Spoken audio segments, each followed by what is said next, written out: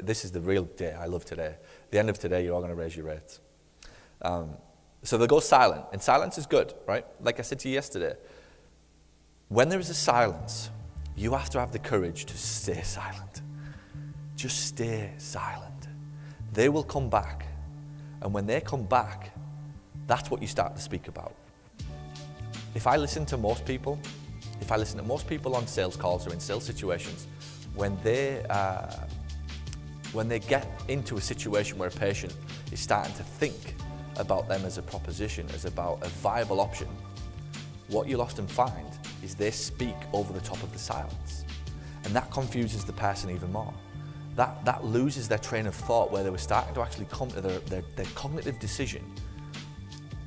The ability to go silent, and again, scientifically, what happens is most people fire from the front of their brain, right? It's like the survival aspect of it. So when they hear something, pretty much every answer they're giving is an automatic, automated, autopilot response, right? It literally hits them. They hear the same thing, so they give you the same response over and over again. When you ask a better question, ultimately, you get a completely different answer. But because they haven't heard the question before, they don't have an answer for it. Your brain needs time to be able to formulate a new answer. So you're actually, has anybody read the book Thinking Fast and Slow? This is it. This is it. I read this years ago. This is it. This is the whole concept of it, that your brain has basically got different parts. At the front part of the brain, where it fires from, system one, is just your automated survival responses. I don't like that, I'm not paying that, stop doing that. And then you wake up the next day and you're like, oh shit, why did I say that? Why did I do that? Why did I shoot from the hip again? It's because you're living at the system one part of your brain. So to be good at sales, now somebody asked me this, side point, somebody asked me what sales books I've ever read. I said, none. I've studied every single possible book on how this thing works that I can find and just applied it to my day. Just applied it to my conversations. And that's really where all of my teachings come from, is studying how humans actually think and work and creating something for it, not against it.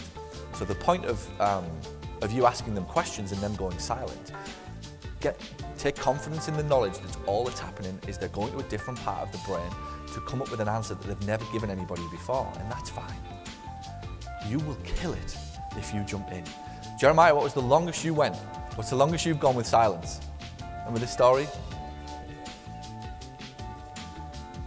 So Jeremiah's sales, right? Teaches sales at Infusionsoft. You imagine 2 minutes, the balls it would, the guts it would take to go silent for 2 minutes. What happened when he came back?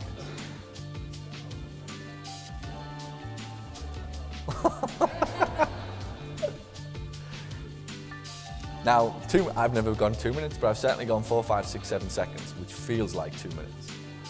And if you could see me on the phone when I first started to do this, you're literally like, just shut up, just shut up. And then they come back and speak, and they actually start to have a real conversation with you. Silence is golden. If you dare to allow it in your conversation, silence is golden. And again, the people on your front desk, they need to understand what I've just told you, that the instant automatic responses that people shoot from the hip are ultimately what gets you into trouble, right? Living at the front of your brain gets you into trouble. And sadly, because most of us keep talking and keep hearing the same thing, and we keep getting asked the same question, we keep giving them the same answer.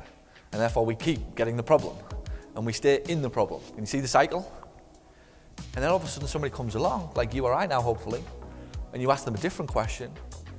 That silence is basically the brain saying, I ain't heard this before. But if you give me a few seconds, I'll figure out a response, because it's a pretty sophisticated tool. It just likes to do not very much. True. It likes to do nothing. It is designed to do as little as possible to get you to bed at night and sleep alive. That's it.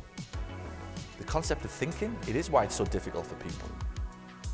Because it's hard and it takes oxygen. It's easy to live off the front of the brain on autopilot, but I bet significantly less tired than when you think. So they're working out a way to communicate, and we've repositioned it as you don't trust the outcome, which it is. And by splitting it up into smaller plans of care, you will build trust in the outcome, and that's the only option that you've got. Remember, all roads lead back to trust. Build that trust, and they will find the time to come. Another option, This is another aspect, another angle to look at, if you like. Do they know or realize how much time they are currently losing? Quality time. Hey, if this is about time, Mrs. Smith, tell me how much quality time you're losing right now because of that back pain. Stop. What do you mean?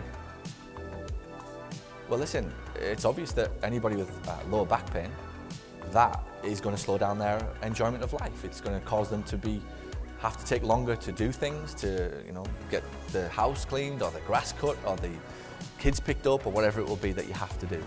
With lower back pain, it could be the reason that you're actually out of time. Have you thought about it like that, Mrs. Smith? Oh, I hear what you're saying, Mrs. Smith. This is so important to people these days, and I am no different. Ooh, now we go. Now we're connected. Now we're hiking. Same as Debbie yesterday, now we're hiking together. This is me, I've got the same problem. I've got the kids, I've got the stuff going on. And that's important, don't ever underestimate that. The moment you can turn this into a person-to-person conversation, that I'm just like you, because their perception of you, with all the qualifications and with all the certificates on the wall, is that you're not like them. The moment that you have any opportunity to tell a story, to connect in any way, they're much more likely to buy from you now, not buy the thing. When you get people to buy from you because it's you, you'll get very rich. If you're always selling your thing, you might do all right. You might do all right, but when they're buying from you because it's you, that's the game you want to be playing, promise you. Thanks for watching this video, and if you found it helpful, and if you now find yourself thinking, I wonder what else this person can help me with, head over to paulgough.com/books, where you can find my best-selling books, which will show you how to add more profit to your practice. Or send an email to paul@paulgough.com to ask about how we can help you accelerate the growth and profitability of your clinic. And by the way, if you know anybody who would find this helpful, please share this video out. Thanks so much.